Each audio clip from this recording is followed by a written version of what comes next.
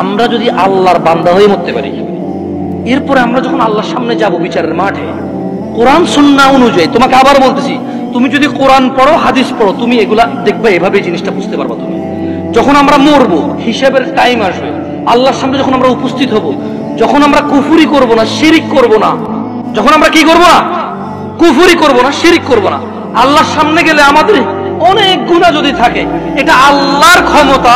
আল্লাহ আমাদেরকে শাস্তি দিবে অথবা ক্ষমা করবে, আল্লাহ আমাদের শাস্তি দিবে অথবা ক্ষমা করবে। এটা কার ইখতিয়ার? সিদ্ধান্ত কার? ধরে নাও আল্লাহ আমাদেরকে ক্ষমা করে দিয়েছে, তাহলে আল্লাহ আমাদেরকে জান্নাত দিল। কি দিল? ওকে। ধরে নাও আল্লাহ আমাদেরকে ক্ষমা করে না, তাহলে আল্লাহ আমাদেরকে শাস্তি দিবে। কি দিবে?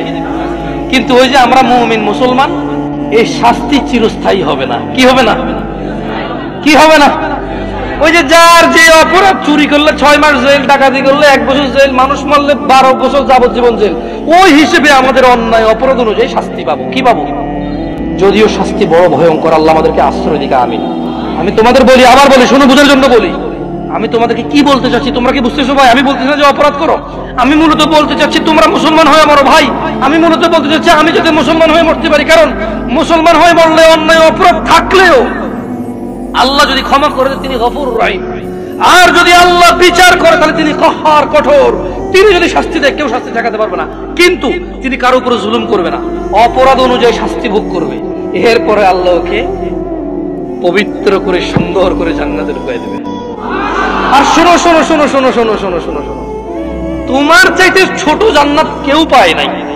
তুমি এই পৃথিবী সমান 10টা পৃথিবীর মতো জান্নাত পাবা। সুবহানাল্লাহ। তোমার চাইতে ছোট জান্নাত কেউ পায় নাই, এর থেকে ছোট আর কম কেউ পায় নাই। পৃথিবীর তুলনায় পৃথিবীর চাইতে বড় 10 গুণ বড় জান্নাত পাবা। কি হয়ে মরতে হবে? কয় রাকাত নামাজ পড়ে মুসলমানরা? কয় রাকাত?